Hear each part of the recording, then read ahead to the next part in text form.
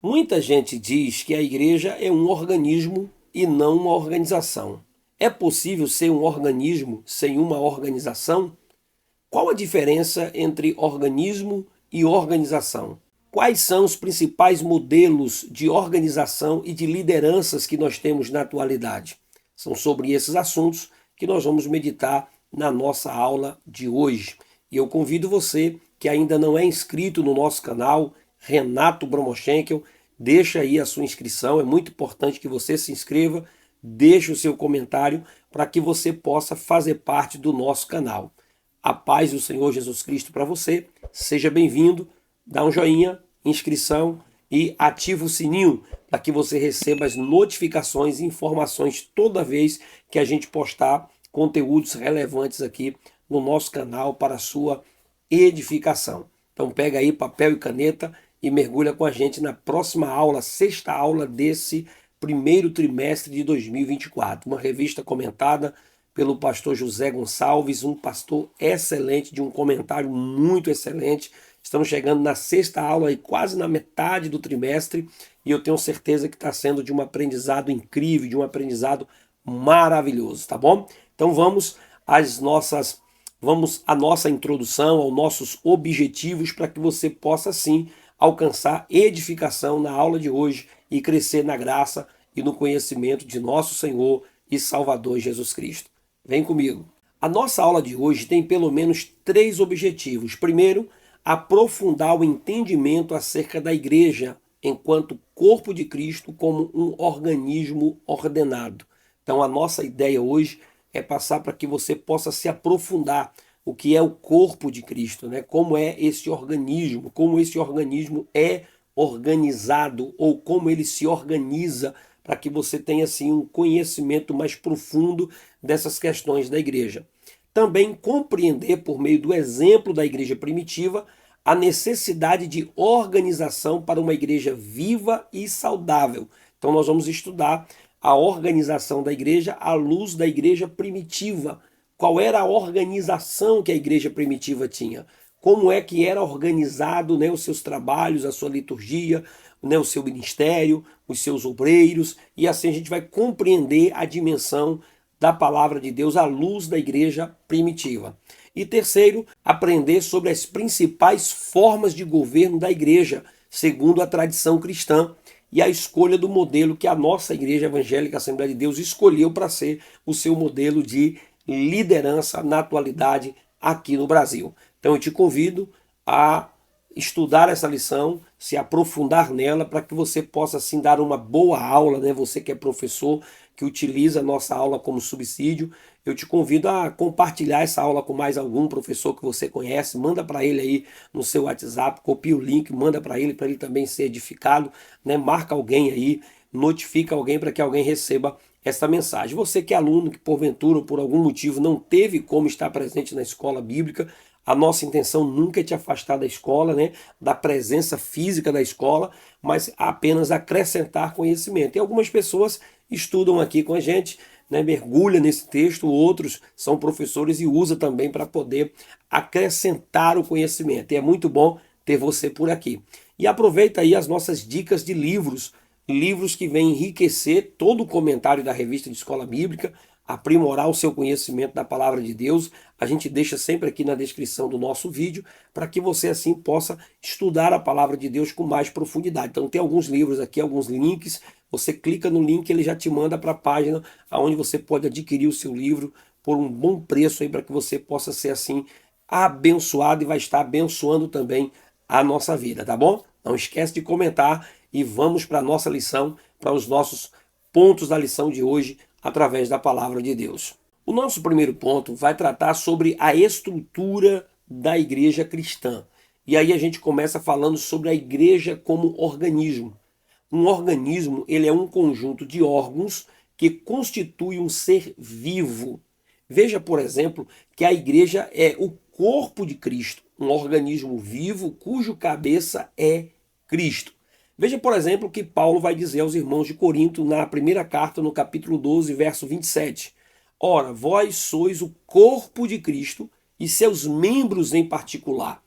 Veja também em Efésios capítulo 5, verso 23, Paulo repetir esse mesmo raciocínio com a igreja, quando ele diz assim: porque o marido é o cabeça da mulher, como também Cristo é o cabeça da igreja, sendo ele próprio o salvador do corpo. Então, assim como um corpo funciona pela harmonia de seus membros, da mesma forma também a igreja. Então veja que durante esse momento que eu estou conversando com você, por diversas vezes a gente faz gesticulação com os nossos braços, a gente pisca, né, e a gente nem vê, e a gente está fazendo todos esses gestos controlados pela nossa cabeça, pela nossa consciência aqui, que dá os comandos para que a gente possa exercitar toda a gesticulação e de forma livre, sem você ficar pensando, sobe o braço, desce o braço. Você nem chega a raciocinar esse tipo de movimento, mas você acaba fazendo de forma espontânea. Então, assim como o corpo tem uma harmonia entre si, num controle quando você corre e ao mesmo tempo que corre tenta conversar, né? Ao mesmo tempo às vezes que toca um violão, você consegue conversar, cantar um louvor, ao mesmo tempo que dirige, você já sabe, né, todo o controle ali, o sistema que você, né, vai passar a marcha, vai apertar a embreagem do carro, vai mudar ali todos os comandos e ao mesmo tempo a atenção, assim como você consegue harmonizar todas as ações do corpo, assim também é a igreja de Cristo. Veja que Paulo vai dizer, por exemplo, no capítulo 12, verso 12 da primeira carta aos Coríntios, que ele diz assim: porque assim como o corpo é um e tem muitos membros, e todos os membros, sendo muitos, são um só corpo, assim é Cristo também. Então os membros não existem independentes uns dos outros. Veja, por exemplo, no mesmo raciocínio, ainda Paulo expressando no verso 21. Ele diz assim: e o olho não pode dizer à mão, não tenho necessidade de ti, nem ainda a cabeça aos pés não tenho necessidade de vós. Então Paulo está mostrando aqui para a igreja que todo o corpo da igreja, todos os membros são necessários para o bom funcionamento deste corpo. A mão precisa do pé, o pé precisa da mão. Ele diz que ninguém pode dizer que não depende um do outro. Afinal de contas, por exemplo, já usei essa mesma ilustração numa aula passada, falando sobre, às vezes a gente coloca um doce na nossa boca, quem sente esse gosto de que é doce, né? De que é gostoso, que é maravilhoso, é apenas a boca. Mas todo o corpo se alegra com essa sensação, né? Quando você come algo gostoso, todo o corpo sente prazer. Então, assim deve ser a nossa harmonia como igreja. Às vezes nem todos, né? E lógico que, né, nem às vezes todos não teremos, todos nós não teremos a mesma função dentro da igreja. Cada um terá funções diferentes, mas isso vai gerar harmonia para que a igreja possa funcionar perfeitamente, tá certo? Então você percebe aqui que nessa ilustração de Paulo da igreja como um organismo, você vê que o corpo, né, um órgão dele alimenta e manda todos os nutrientes, vitaminas, vidas para todas as áreas do corpo. Até o nosso cabelo, a nossa unha, qualquer parte do nosso corpo recebe vida, recebe nutrientes a partir, né, do nosso estômago que vai se alimentar e dos alimentos extrair toda a vida. É um organismo. Isso é um organismo, como disse a nossa explicação logo no início. Um organismo é um conjunto de órgãos que constitui um ser vivo. No nosso segundo subponto, a igreja como uma organização. A forma de organização da igreja primitiva era simples, mas todavia existia uma organização. Não temos como negar que havia uma organização na igreja primitiva. Ela era um organismo, mas ela tinha uma organização. A igreja seguia a liderança centralizada dos apóstolos. Veja, por exemplo, o que diz Atos capítulo 16, verso de número 4. E quando iam passando pela cidade, lhes entregavam para serem observados os decretos que haviam sido estabelecidos pelos apóstolos e anciãos em Jerusalém.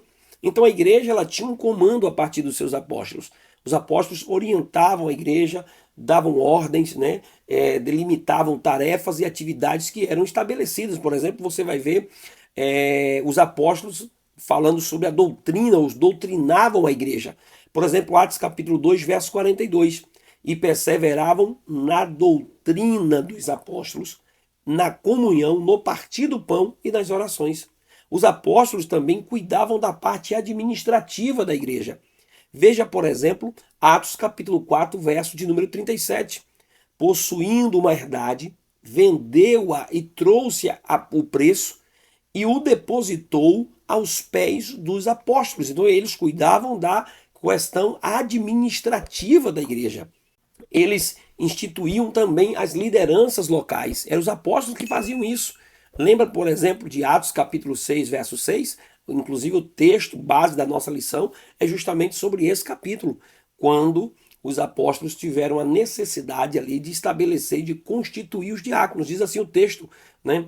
E os apresentaram ante os apóstolos e estes, orando-lhes, impuseram as mãos e ali foi estabelecido, né, os primeiros diáconos da igreja. Na igreja primitiva estava tendo uma discriminação. Viúvas estavam deixando de serem assistidas, né? Havia um preconceito ali estabelecido, uma questão racial estava sendo instaurada ali dentro da igreja, e aquela reclamação foi trazida para os apóstolos, e os apóstolos imediatamente elegeram 7 homens de boa reputação, cheios de fé, né, cheios do Espírito Santo, para que pudessem ser diáconos. Os apóstolos tomaram aquela atitude, eles eram uma organização, eles tinham um dever e diziam: nós vamos nos concentrar aqui na oração e na palavra e vocês vão cuidar desse serviço da mesa. E o que é isso? Organização.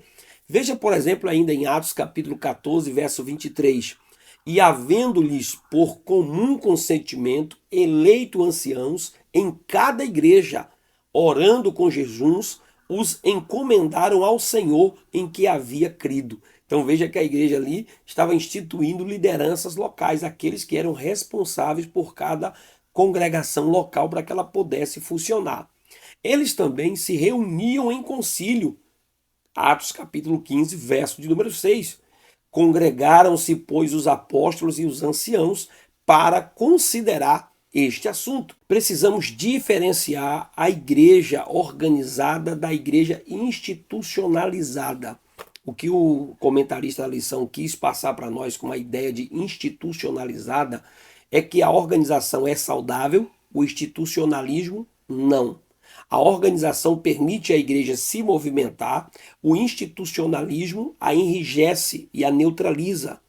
Uma igreja organizada se mantém viva.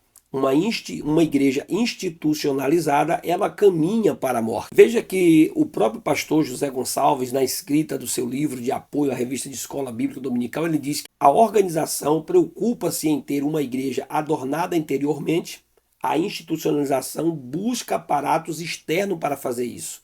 Enquanto que a organização é divina, a institucionalização é humana. Devemos, portanto, buscar a organização e evitar a institucionalização. Quando ele trata dessa questão da institucionalização, eu diria que é a ideia da religiosidade, né? Quando a organização ela excede ao organismo.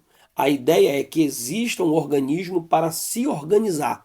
A igreja ela passa a existir como um organismo e ela se organiza, e não o contrário, né? Então a gente precisa entender que o organismo ele precisa sobressair, ele precisa viver. Afinal de contas, nós somos a igreja de Cristo. Veja, por exemplo, o pensamento do pastor Antônio Gilberto sobre esse assunto. Ele diz assim, que a igreja universal como corpo de Cristo, como um organismo, ela não depende de cerimônias, de reconhecimento de templos, de estatutos civis, de livros de atas, né, de livros do rol de membros e coisas semelhantes. Mas ela, como organização, necessita de tudo isso e mais um pouco.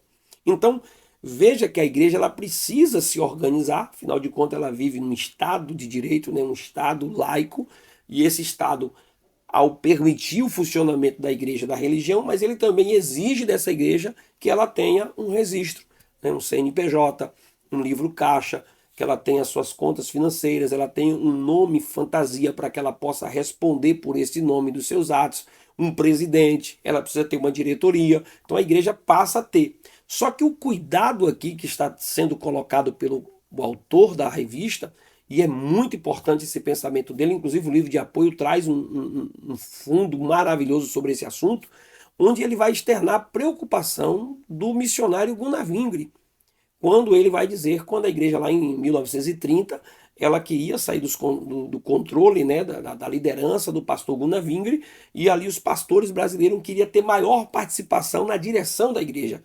Inclusive ele convida um outro missionário, né, de um outro país para vir para o Brasil discursar sobre essa preocupação que ele tinha no seu coração, da igreja deixar de ser né, uma igreja organizada para ficar institucionalizada. E a preocupação dele, eu vou externar isso um pouco mais, né, tentar explicar um pouco mais para você, compreender aquilo que aconteceu com os fariseus. Os fariseus, por exemplo, tentaram organizar a religião de tal modo que eles começaram a criar normas para o funcionamento da organização. Mas essas normas foram sendo superiores àquilo que o próprio Deus havia estabelecido. Por exemplo, com relação ao sábado, Deus estabeleceu para que o povo guardasse o sábado no Antigo Testamento. Mas os fariseus criaram tantas normas em torno do sábado que havia 39 explicações ou proibições com relação ao sábado. Coisas que nem estavam escrito no texto sagrado, nem existiam, e eles estavam estabelecendo. Por exemplo, eles estabeleciam o que era o critério do que era trabalhar. Por exemplo, alguém dizia, não farás nenhuma obra. Dizia, o que é uma obra? Andar 1 quilômetro é uma obra. Não, até 1 quilômetro pode, 2 quilômetros não pode. Pegar lenha para cozinhar comida, pode ou não pode? E aí foram criando 39 regras. Se uma parede cair em cima de uma pessoa, pode tirar essa parede? Aí na regra dizia, se a pessoa estiver viva, pode. Se não estiver viva, não pode. Se uma ovelha cair no buraco, estiver viva, pode. Se não estiver viva, não pode. Então, assim, eles foram criando tantas regras que o próprio texto em si não tinha. Então, a instituição ou a institucionalização descrita aqui pelo autor da revista, a ideia que ele quer passar para nós é justamente isso. Quando se criam regras a partir da organização, de tal forma que o Espírito Santo não tem mais liberdade de atuar na igreja, de cuidar da igreja, porque as normas vão enrijecendo o sistema, criando uma estrutura tão rígida onde o organismo começa a morrer, onde o Espírito Santo perde a liberdade. A essência, o domínio da palavra deixa de ter a sua primazia, o seu valor. E o que mais importa agora são as regras daquela instituição. E isso precisa ter um cuidado muito claro. Lógico que nós não estamos aqui, como o próprio disse o autor da revista de Escola Bíblica Dominical, querendo fazer a igreja voltar, né, à época do pensamento de Gunnar Wingre, até 1930 a igreja tinha uma postura, um modelo de governança, e a partir daí mudou a sua estrutura. Então hoje, já 80 anos depois, né, dessa mudança, a igreja subsiste, uma igreja histórica, uma igreja que tem uma desenvoltura na pregação do evangelho, todo um aparato de organização que a nossa igreja possui, mas a gente precisa ter um cuidado muito sério, não só a nossa igreja, mas como toda a igreja, ter o cuidado para que a instituição, né, a nomenclatura da igreja, essa estrutura organizacional não venha sufocar o organismo, para que o organismo morra e aí acaba a igreja deixando de existir, ela passa a ser apenas um aglomerado de pessoas que não chega ao objetivo que é engrandecer o nome do Senhor através de vidas transformadas pelo poder de Deus. Mas vamos ao nosso terceiro subponto desse ponto, para não ficar tão longo, para que você possa compreender a palavra de Deus nesta aula de hoje. Organismo e organização. A igreja, como corpo de Cristo, ela é um organismo vivo e uma organização. Todo organismo precisa de organização. Mesmo as estruturas mais simples que existam, elas precisam de organização. Alguns rejeitam toda forma de organização para a igreja. E aí se criou aquele movimento chamado de movimento dos desigrejados. Eu sei que o que muitas pessoas discordam é da institucionalização. Elas discordam da instituição. Elas querem a todo custo se livrar da instituição. Mas aí acabam negando a organização. Qualquer organização são negadas por algumas pessoas.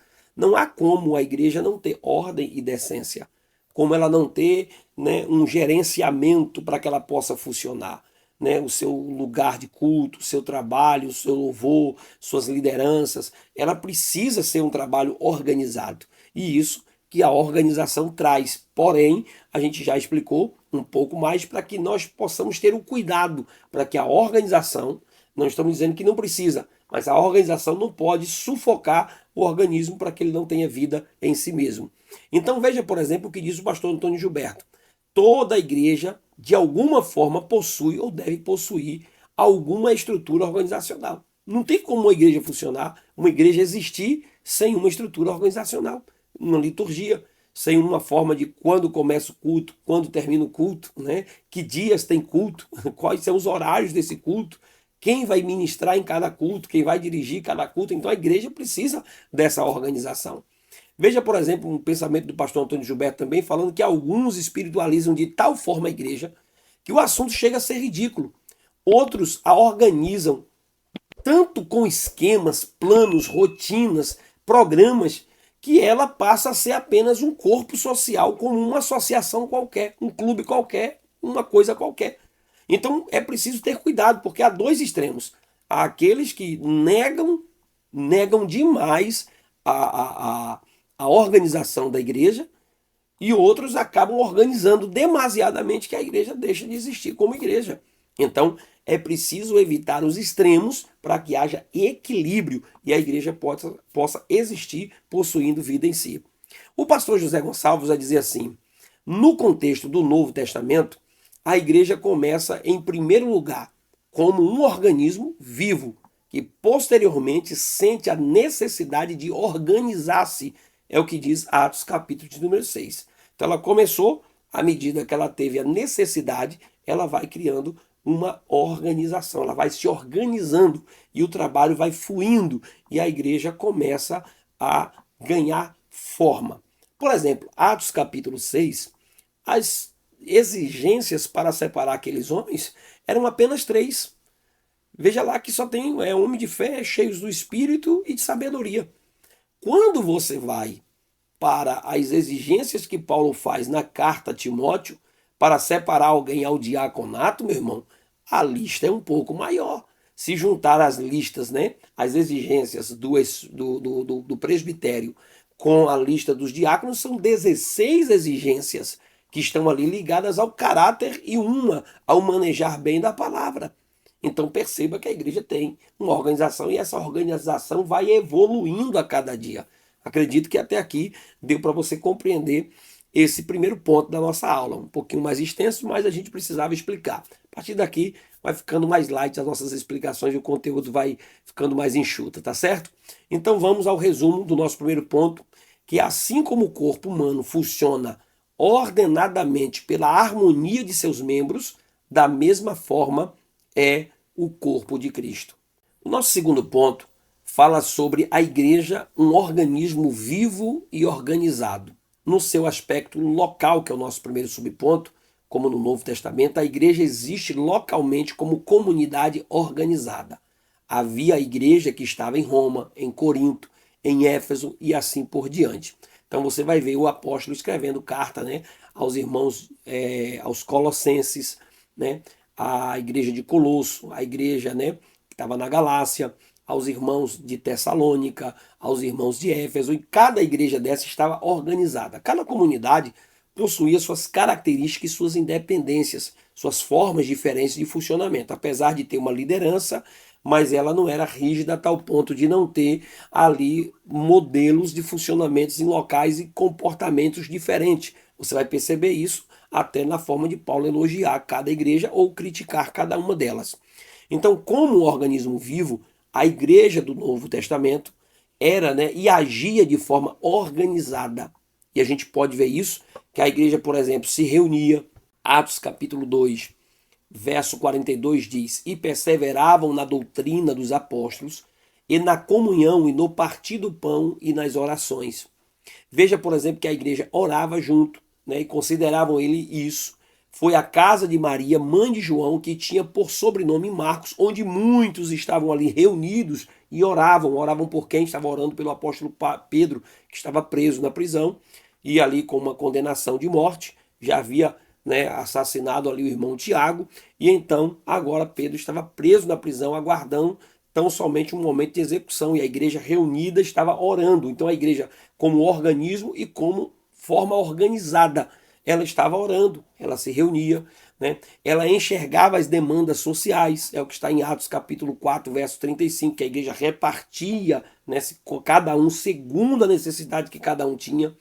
Ela fez a instituição do diaconato, está em Atos capítulo 6, verso de número 3, onde manda escolher irmãos entre vós, 7 varões de boa reputação, cheios do Espírito Santo, de sabedoria.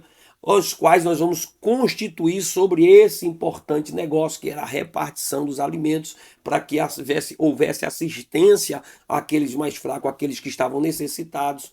A igreja também elegeu lideranças, é o que está em Atos capítulo 14, verso 23, e havendo-lhes por comum consentimento eleito anciãos em cada igreja, orando com jejuns, os encomendaram ao Senhor em que havia crido. A igreja também enviou os seus primeiros missionários de forma organizada. Diz o texto, capítulo 13, verso 2 e 3, e servindo eles ao Senhor, e jejuando, disse o Espírito Santo, apartai-me a Barnabé e a Saulo, para a obra que os tenho chamado. Então, jejuando e orando, impondo sobre ele as mãos, despediram. Então, a igreja primitiva é quem enviou os apóstolos para fazer a obra missionária. Então, havia o quê? Uma estrutura organizada. Era um organismo organizado.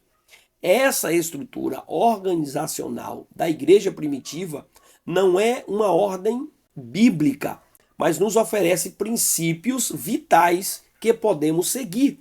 Então, ali não está dizendo é para fazer desse jeito, esse é o modelo, mas oferece princípios. Se a igreja primitiva tinha uma organização, as igrejas atuais também podem ter uma organização.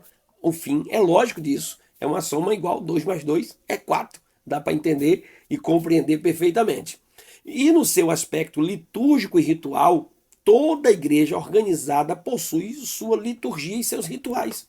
Uma igreja organizada, por exemplo, mantém a decência e a ordem no culto. O texto diz, faça-se tudo decentemente e com ordem. Estabelece costumes que devem ser observados.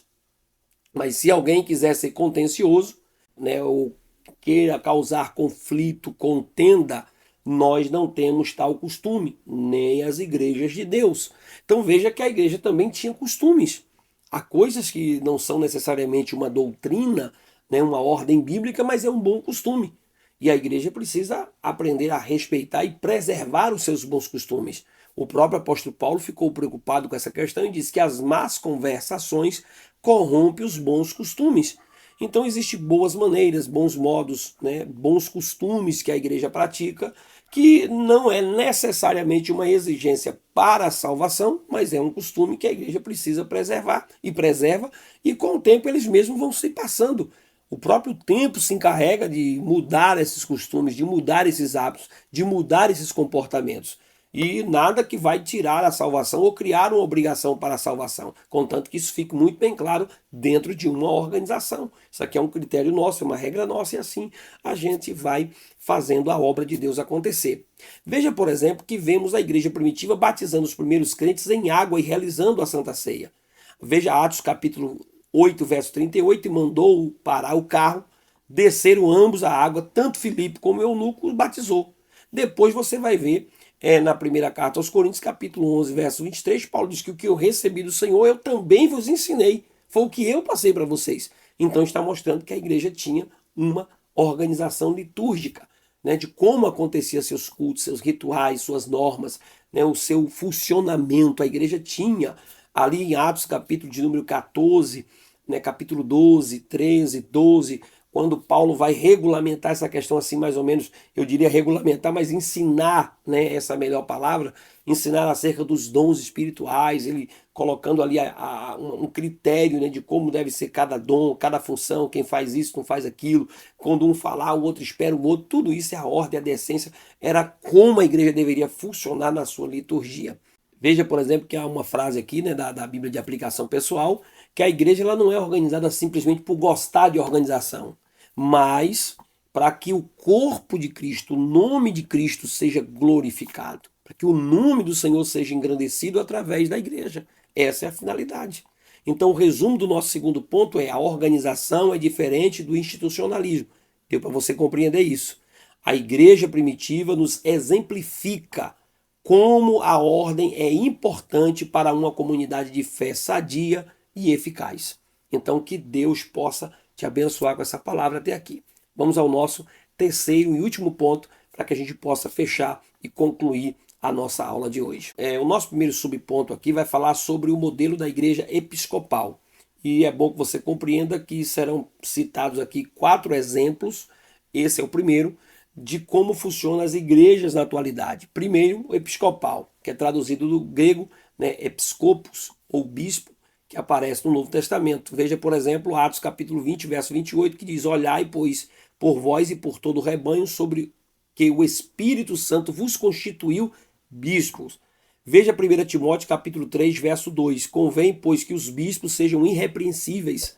Então veja, por exemplo, que esse modelo episcopal defende que Cristo confiou o governo da igreja a bispo ou supervisores. Essa é a ideia defendida pelo modelo episcopal. Eles passaram a defender a primazia de um bispo sobre o outro. Isso aí acabou dando, né, culminando no modelo do papado romano, seguido pelo catolicismo por algumas denominações protestantes também e denominações pentecostais. O pastor e comentarista de escola bíblica dominical Claudionor de Andrade, ele vai dar uma definição bem clara também sobre essa questão do episcopal, quando ele diz assim, que o modelo episcopal é um sistema de governo eclesiástico onde as autoridades residem, né, fundamentalmente na figura do bispo. Esta forma de governo desenvolveu-se ao máximo na Igreja Romana, onde o sacerdote reivindica a representação do próprio Cristo. Então veja que esse modelo episcopal é o modelo aí mais adotado pelo catolicismo, né, por algumas denominações protestantes ainda existentes na atualidade. É uma forma de governo que existe de muitas igrejas.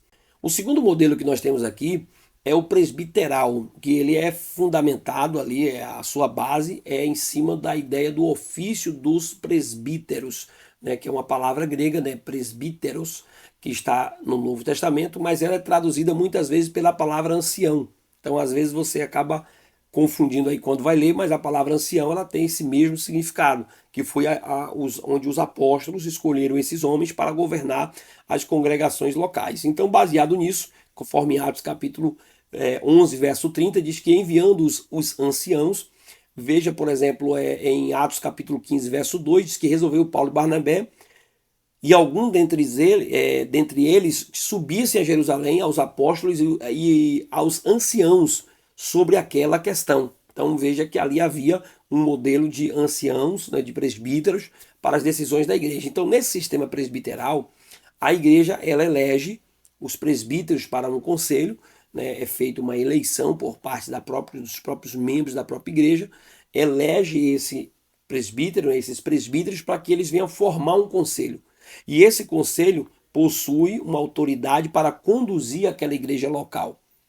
Há um Supremo Concílio ou Assembleia Geral que exerce autoridade sobre as igrejas de uma determinada região ou país, e esse modelo é um modelo adotado por muitas igrejas reformadas, algumas pentecostais na América do Norte, e enfim é um modelo que nós temos hoje chamado de presbiteral. A igreja presbiteriana também usa muito esse modelo aqui, né, que é o modelo representativo, aonde presbíteros representam a voz do povo e assim eles também falam, né, em nome da igreja, tomam decisões através de um conselho. Esse é um modelo também de muitas igrejas que funcionam na atualidade, inclusive igrejas pentecostais da América do Norte também adotam esse modelo aqui. E aí nós temos o segundo modelo, o terceiro modelo apresentado na nossa revista, que é o modelo congregacional. A prática de eleger os dirigentes da igreja local é vista no Novo Testamento também, Atos capítulo 14, verso 23. E havendo-lhes por comum consentimento, eleito anciãos em cada igreja, orando com Jesus, encomendaram ao Senhor o que havia crido. Então, nesse sistema, o pastor é eleito pela Assembleia Geral da igreja local. Ou seja, as igrejas locais são autônomas nas suas tomadas de decisões. Esse é um modelo seguido muito pelos nossos irmãos batistas, né? Onde ali os membros têm o poder de eleger, né, os seus líderes, os seus pastores, os seus líderes de igreja local. A igreja escolhe, né, o seu pastor. Eles fazem uma eleição quando convoca um novo pastor que vem de fora para aquela igreja, ali ele passa por um critério avaliado pela própria igreja e é feita uma eleição para que ele fique ou não fique, para que ele saia ou não saia. É um outro modelo de governo da igreja batista.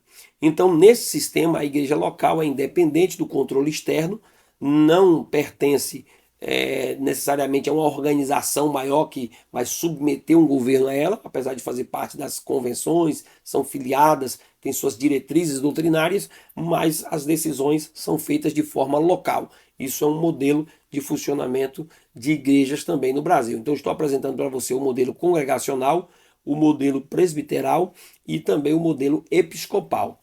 E temos o quarto modelo, que é o sistema de governo da Igreja Assembleia de Deus. E aí, por que a gente está colocando como um quarto sistema diferente das outras? Você vai entender. A nossa igreja, ela reúne elementos do sistema episcopal e também do modelo congregacional. Porque a Assembleia de Deus, ela foi fundada por irmãos que vieram da Igreja Batista.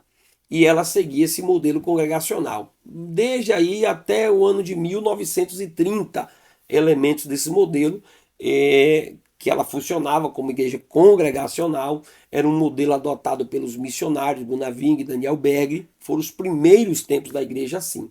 Depois de 1930, foram adicionados à igreja o modelo episcopal. Então as igrejas possuem um modelo de liderança regional e local centralizado. A autoridade de estabelecer lideranças pastorais nas igrejas locais acabou e pertence hoje às convenções estaduais. E em alguns casos essa função cabe a uma igreja sede que preside sobre um conjunto de congregações locais e até filiadas. Às vezes alguns estados têm modelos diferentes e em outros estados outros modelos. Por exemplo, aqui no nosso caso na Bahia, a nossa igreja, de Eunápolis, por exemplo, ela indica a Salvador nomes de obreiros para serem pastores, aqueles que são presbíteros, são aprovados pela Assembleia Local, enviados para Salvador, assim recebem a consagração de evangelista ou de pastor, e depois essas pessoas futuramente podem se tornar pastores de cidades, pastores de campos, e assim são enviados pela convenção a cuidar de um campo. Então esse é um modelo adotado pela Assembleia de Deus no Brasil, em vários estados. Há outros estados que essas pessoas que são pastoras, são pastores, eles ficam em suas próprias cidades e ali eles acabam pastoreando, se tornando presidente da própria igreja, ficam sempre ali nas suas igrejas locais e acabam não indo muito para outras igrejas em outras cidades. Existem algumas diferenças em alguns estados para outros, mas acaba sendo quase o mesmo modelo. Então, o sistema de nosso governo na Igreja Assembleia de Deus, ele é um modelo que mistura aí o modelo episcopal e o modelo congregacional. Então, para concluir a nossa aula, para resumir tudo isso que nós estamos aprendendo aqui nesta aula, o modelo de estrutura organizacional do Novo Testamento inspira a tradição cristã ao longo dos anos e regulamenta seus ministérios. Então, mesmo tendo aí o modelo episcopal, o modelo presbiteral, o modelo congregacional ou o modelo como funciona a Assembleia de Deus na atualidade, em cada um desses modelos a gente precisa levar em consideração que o Espírito Santo precisa reinar na igreja. O Espírito Santo precisa estar dirigindo as ações e decisões da igreja. Lógico que esses modelos que eu estou citando aqui se trata do modelo de organização, como a igreja se organiza. Esta é a parte da organização. O organismo, ele permanece com sua vida fundamentada através da palavra de Deus. E todas as decisões e modelos da organização precisam ser espelhados na palavra de Deus. Jamais um modelo de organização deve sobrepor ao que a Bíblia diz. Então não se pode criar normas e regras que vá além das Escrituras. Se assim for, nós vamos estar cometendo um erro e a igreja vai estar fadada ao fracasso, a morrer engessada pelo próprio sistema, pelo institucionalismo. Então é preciso fé, confiança na palavra de Deus, viver o que a Bíblia diz, para que nós possamos ser diferentes e agir diferente, para que vidas sejam edificadas para a glória do nome do Senhor. A conclusão de tudo que eu falo nesta noite é que a igreja é um organismo vivo e organizado. Juntamente com os presbíteros, diáconos, o colégio apostólico, ela dava corpo e forma ao ministério local da igreja neotestamentária. Possuía uma estrutura organizacional muito simples. Não há norma específica de como deve ser o governo da igreja no Novo Testamento. A igreja ela simplesmente era organizada, tinha uma organização, mas essa organização ela não sobressaía ao organismo. O nome do Senhor era glorificado no modelo de gestão. Então é o que fica para nós. É preciso, em toda a organização, ter o pensamento que todas as normas, todas as regras são para alcançar vidas e não para afastar as vidas. Não podemos dar um remédio, né, que vai matar o paciente, mas curar o paciente. A ideia da organização é justamente trazer vida ao corpo. É para que o corpo possa viver, para que o corpo possa possuir um fluxo normal de crescimento e edificação para a glória do nome do Senhor. Porque se a organização ela sufoca o organismo, não há vida neste corpo e a igreja deixa de produzir. Então é preciso que nós possamos, como igreja do Senhor, pensar nisso de forma muito profunda, aprofundarmos sobre o tema, estudarmos sobre isso e entendermos que a igreja precisa da organização.